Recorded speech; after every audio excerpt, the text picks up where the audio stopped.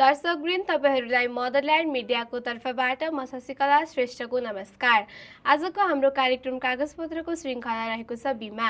बिमा भनेको के हो, यो किन गरिन्छ, यो कति प्रकारको हुन्छ र यो किन महत्त्वपूर्ण छ भन्ने प्रसङ्ग लिएर उपस्थित भएका छौँ। बिमा भनेको के हो त? बिमा भनेको आर्थिक नोक्सानी हुँदा दिइने क्षतिपूर्तिको सुनिश्चित हो।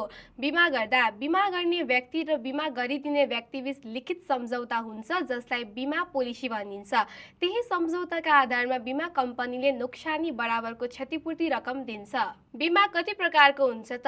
बिमा मुख्यतया दुई प्रकारको हुन्छन्, जीवन बिमा र निर्जीवन बिमा। यो थियो बिमा भनेको के हो, यो कति प्रकारको हुन्छ।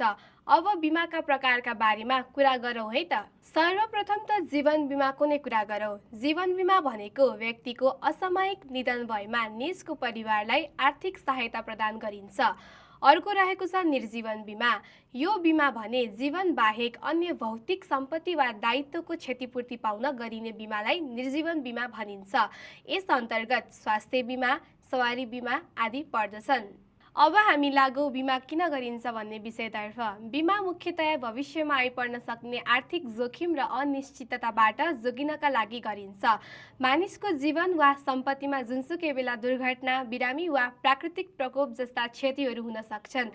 यस्तो अवस्थामा बिमाले आर्थिक सुरक्षा कवचको रूपमा काम गर्छ र हुने नोक्सानीको भरपाई गरिदिन्छ। यसले व्यक्तिलाई ठूलो आर्थिक सङ्कटबाट बचाउँछ। कतिपय बिमा योजनाहरूले बचत र लगानीको अवसर प्रदान गर्छन्, जसले दीर्घकालीन रूपमा आर्थिक भविष्य सुरक्षित गर्न मद्दत पुर्याउँछ। त्यसैले यी कारणले गर्दा बिमा आवश्यक हुन्छ। बिमाको महत्त्व किन छ त? बिमा धेरै प्रक्रियाबारे महत्त्वपूर्ण हुन्छ। नम्बर 1, आर्थिक सुरक्षा प्रदान गर्छ। बिमाले आकस्मिक घटना हुँदा हुने ठूलो आर्थिक नोक्सानी बचाउँछ। यसले तपाईलाई अचानक खर्चको भारबाट जोगाउँछ।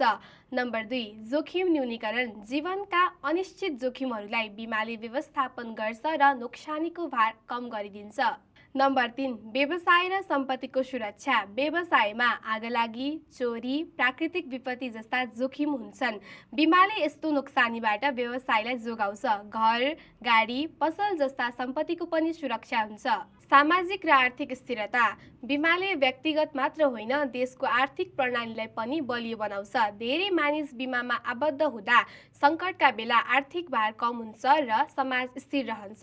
यो थियो बिमा भनेको के हो, यो किन गरिन्छ र यसका प्रकार र यो किन महत्त्वपूर्ण छ भन्ने प्रसङ्ग। दर्शकवृन्द, तपाईहरूलाई आजको यो श्रृङ्खला कस्तो लाग्यो? जस्तो लाग्यो त्यस्तै सल्लाह सुझाव दिनुहोस्। साथसाथै हाम्रो मदरल्यान्ड मिडियालाई सब्सक्राइब गर्न नभुल्नुहोला भन्दै म शशिकला श्रेष्ठ कार्यक्रम कागजपत्रदेखि बिदा हुन्छु। हस्त, धन्यवाद।